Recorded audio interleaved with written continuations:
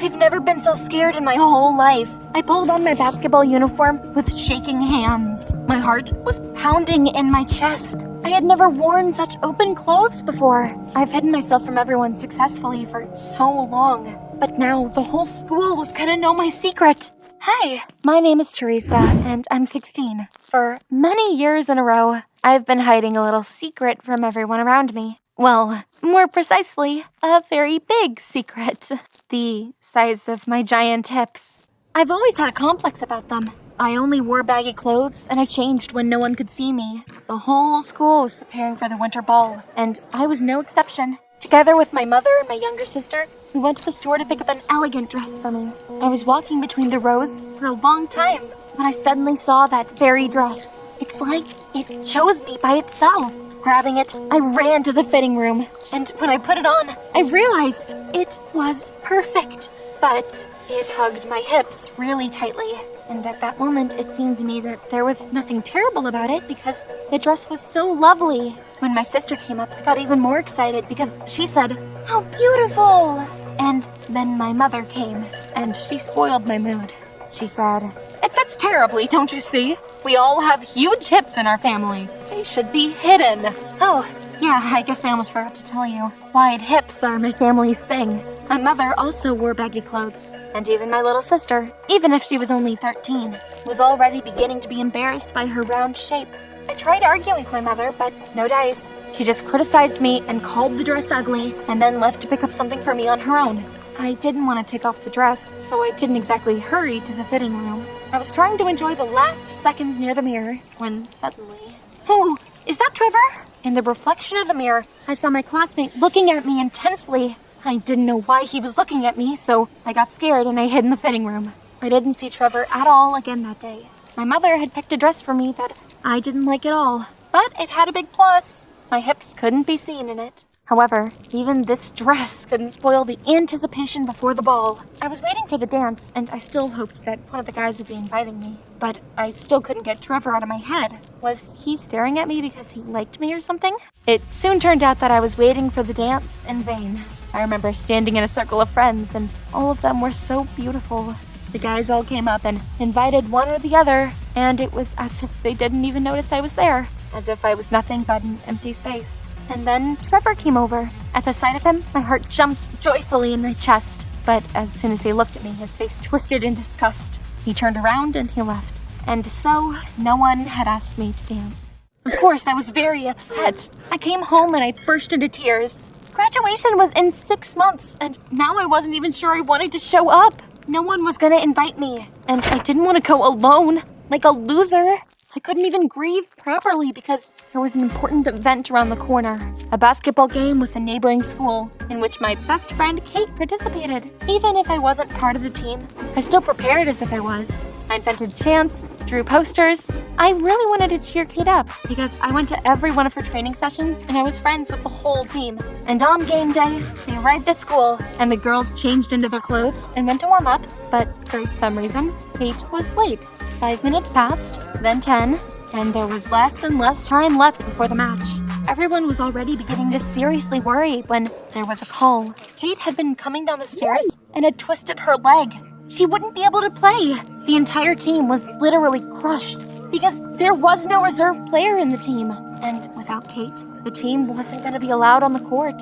There was an excited hum in the stands and everyone was really worried. And then one of the girls on the team came up with an idea. Let Teresa play instead of Kate. You've been to every training session. You know what to do. It's better than disqualification. Oh no, not that. I was scared just thinking about tight shorts. Naturally, I started denying it, but the girls resisted. So in the end, I couldn't refuse. I pulled on my uniform with shaking hands. I'd never been so nervous in my life. And finally, when I turned around, I realized that everyone in the locker room was looking at me with their mouths open in surprise. I didn't have time to understand what they were thinking. We just had to hurry to the court. The game started, and, to everyone's surprise, I played just fine. I always had liked basketball, so I practiced in the evenings in the backyard. I may have even tried to get into the team if I hadn't been embarrassed about the open uniform. However, at that moment, I forgot about everything in the world, even about how I looked. I'd been dreaming of playing real basketball for so long, and now my dream was finally coming true. The game turned out to be a very tense one. There was a draw in the last minutes. I remember how I was driving the ball and suddenly realized that victory depended on me. And at the same moment, all of my complexes attacked me. I suddenly remembered that I was running in shorts, and the whole school was looking at me, and they knew my secrets. I looked around and I realized that everyone's eyes were focused on me. I ran and I threw the ball and missed. This meant we lost. I was the first one to return to the locker room. I thought the girls would scold me, but they flew into the locker room after me and rushed to hug me. It turns out that our opponents had been a very strong team.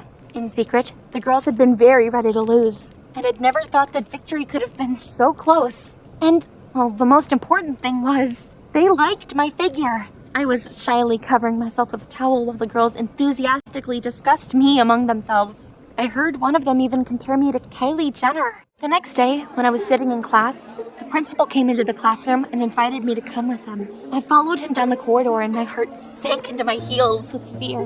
This had to have been about yesterday's loss, right? Well, when we entered the office, I saw a man I didn't know, and to my surprise, he turned out to be a director of a modeling agency. Mr. Martyr was the father of one of the kids at school. He said he'd noticed me at the game yesterday, and he needed girls with just my figure at the agency. I was in shock. When I came home, I thought for a long time and decided I wasn't going to tell my mother. She would never approve of what I was going to do, but I did decide to share it with my sister.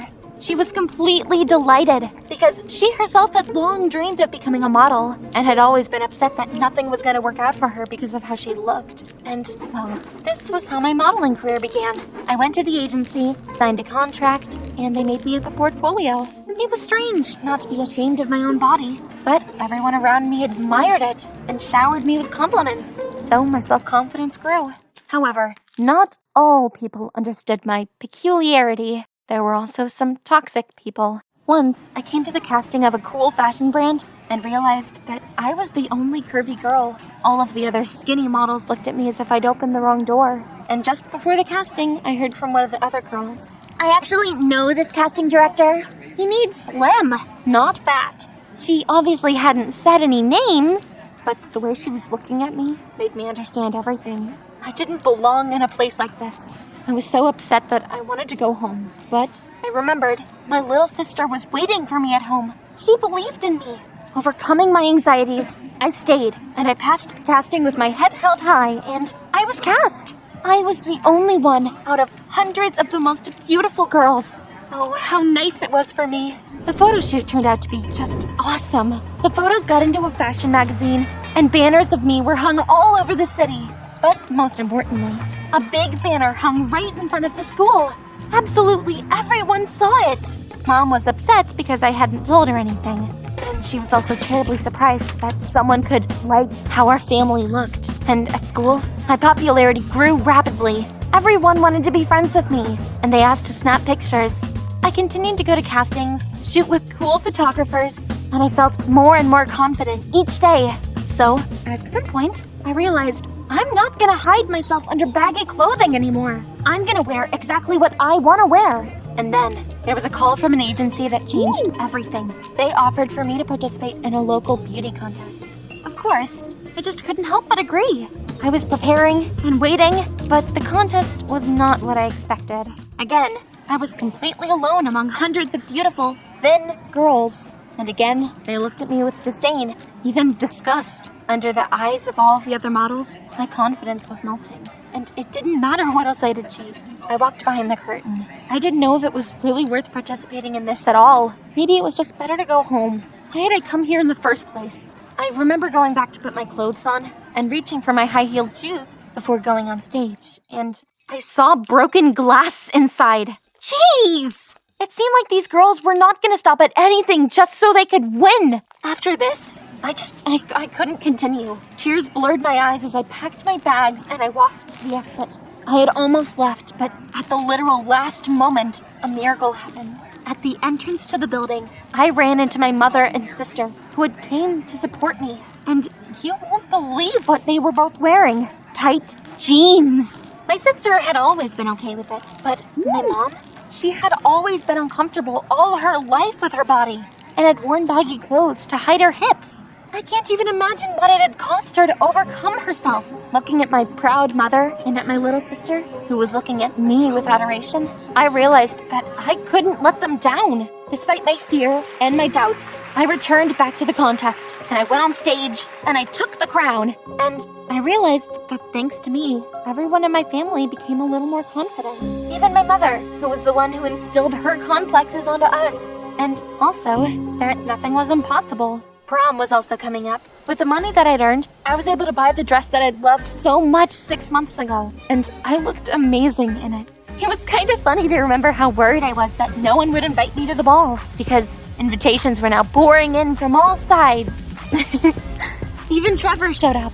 Only, I never gave my consent to any of them. They didn't like me in my baggy clothes, so they didn't deserve me when I started looking awesome. And prom was the best evening of my life. My friends and I had a great time. At the very end, I was even chosen as the queen of the school. And it became clear that all of the doors that had once been closed in front of me were now open. I helped my sister to get a job in modeling too, just like she'd dreamed of. And I started my own blog to help girls like me gain self-confidence. Now, well, I think I'm ready to share the lesson that I learned. You never have to be afraid of anything. Take advantage of any opportunity that life throws you. And also, never listen to anyone else about how you look.